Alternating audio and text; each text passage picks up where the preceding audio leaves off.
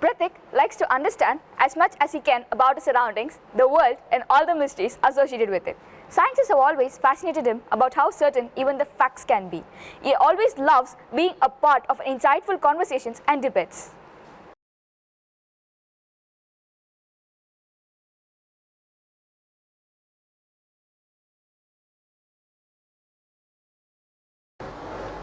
I remember when I'm in school, I had classes like speechcraft, personality development.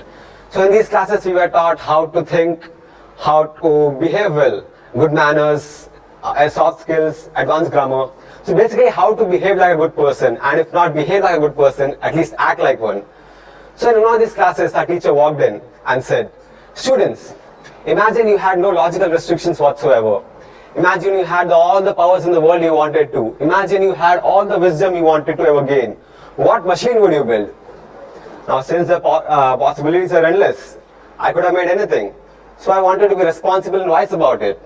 And I kind of liked the teacher a lot, so I had to impress her somehow. So I tried to be as adult as a middle schooler can be. Being in middle school, I didn't even know what adult means, but still I tried to be adult. And I came up with an answer. So I stood up, quite proud of myself, and I thought I was having a really creative idea about whatever the problem statement I was faced with. So I stood up looking down on each and every single one of those students, because by that time school did not manage to kill my creativity. So I said to ma'am, I want to make an infinite food making machine so that I can help the poor and homeless in some way. Now I thought I was being real responsible, I thought I was making a good gesture, but the teacher didn't think so. She looked straight into my eyes with a face so disappointed that I still have nightmares about it. She said, "Pratik, sit down and be creative about it, think better." And all I could think was, "Ma'am, because unless you told me to be creative, I was not trying at all, isn't it? Now since you have told me to be creative, creativeness is just going to run errands in my mind. Sure, go tell the homeless people to buy home. That's how you're going to solve the problems, isn't it?" Our perspective is dependent on a lot of things. The lifestyle, the people we talk to, our language, our culture. And on an everyday basis, there are so many things that affect us.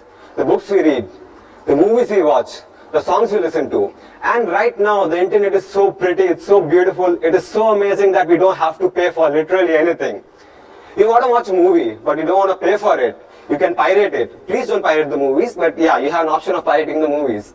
If you want to listen to music, but you don't want to pay for the music, or if the music player keeps on annoying you with ads, you can download modified version of the apps. If you want to read the books, but you don't want to pay for the books, you can download PDFs.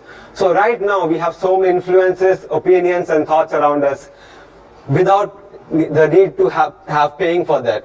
So this is literally the worst time you could generalize any kind of thinking, let alone creative thinking or critical thinking. We have often heard about people complaining about the fact that schools teach us what to think rather than how to think. But again, how do you teach someone to think? Do you go like, "Welcome to my TED Talk, today I'm going to teach you how to think"? That's not how you do it. Voltaire, a French writer, once said that if you wish to converse with me, define your terms. And I believe this is one of the most beautifully said statements ever. Because imagine if everyone explained their terms before they said anything. If everyone explained what they meant before they opened their mouth, before they started yelling at us, how much of political and family dramas we could have avoided. If you want me to be creative, you should be able to explain what creativity means. If you want me to be a good and loving person, you should be able to explain what good and love means. If you want me to be virtuous, you should be able to explain what virtue means. So, let's get down to the questions. What is creativity? What is critical thinking, and what does it mean to think out of the box? Does it just mean to break all the rules and regulations because apparently you broke the rules and regulations, you must be out of the box? And another question, does being critical and being creative means always being right? Because I have a lot of instances from history, we can say that things have gone way south than they should have gone. Atoms, one of the most beautiful and complex creations of this universe, have been compared to watermelons and plum puddings. Let me just repeat that. Atoms were compared to watermelons and plum puddings. I mean, yeah, in that defense I can say that science and technology wasn't that developed and advanced back then, but still, you literally had no other substitute for plum puddings. That's the best you could have come up with. This atomic model was known as the Thomson atomic model, and this atomic model was later proved false by the experiments of Rutherford. He took a gold foil and shot a lot of alpha particles through it, and let me not turn this into a chemistry lecture, but yeah, The Thomson atomic model was proved false by Rutherford's experiments. So we can see that there are a lot of risks being creative. We can be wrong at the end. So after being so critical and creative, and if we are being wrong at the end, what's the use? So why does one even be creative since he knows he can be wrong? In my opinion, it's disagreement. Heraclitus, a famous philosopher, said that where there is no strife, there is decay. Strife refers to disagreement. So if you are not disagreeing to anything, that just means you are going to follow the beliefs of the masses. You are just going to believe what the what the person in front of you is believing. And mind you, the guy in front of you is already doing the same. And perhaps you are the one who's continuing the chain. Perhaps you said to someone else and that guy is following your lead. Touch your hearts and say that you have never forwarded a WhatsApp message. Touch your hearts and say that you never saw a forwarded message in WhatsApp and said, damn, that's good information. Let me send it to 100 people that I know and I don't know. You have forwarded messages and you thought that was right, and people influenced by you. So, until unless we start disagreeing, we'll never be actually able to find the truth. But why don't people actually disagree a lot of times? We can just disagree and apparently we will be creative. Why don't we do? It's simple, because we have managed to create a safe space for us in the crowd. Our notion is that if we are down, the people in front of us have already gone down. And since I am down, the people behind me are also down. And since I am not alone, it's okay to be down. Since I am not alone, it's okay to make a fool of ourselves. At least I'm not standing out alone.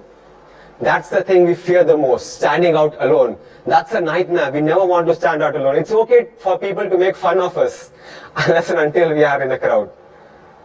That's what we fear the most. But what is a safe space? Safe space is basically anywhere you feel safe. That's a comfort zone you have created for us. It's safe, it's warm, it's comfortable. Why would anyone want to come out of the safe spaces? When you're inside the safe space, you're never going to be hurt. No one can hurt you when you're in a safe space. But still, we have to come out of our safe spaces, because since we say think out of the box, we need to know what the box is, where the box is, and why the box is. The boundaries, the limitations, the capabilities. For any problem, let it be a complex problem or a simple problem, the basic necessity is facts, information and data. And for the outcome to be good, for the outcome to be better than the last one, we need these facts to be good and amazing. That is why we have to perceive things critically. Unless until we do that, we are never going to think out of the box. And once we have started doing this, that box that has been trying to confine you, that box that has been keeping you away from your dreams, will be nothing more than just a bunch of imaginary points that you know how to manipulate now, because you have the facts. You have the will to disagree. What's the most that can happen if you step out of a safe spaces? People are going to laugh at you for what? Trying?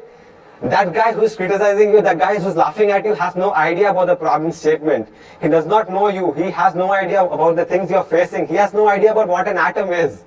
But still, there he stands mocking us. We are on the stage. Perhaps we are in a debate. Maybe we are in the wrong side of the debate, but at least we are on the stage. And the people that have been mocking us are in the middle of nowhere, behind us. They have been laughing and they have no idea about what the thing is. They just wanted to see drama.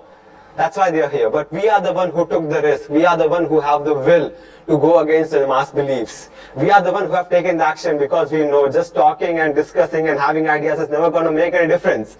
We knew that making an action would make the change, and we made the action. And finally we are a part of the change. And here I am on the stage. There you are on the stage in front of so many amazing people. And today I have managed to let a few more amazing people know my name. So let us try to step out of safe spaces, so that one day we all can be a part of some big stage. And one day we can let some of the amazing people, a few more amazing people, know our name. Thank you.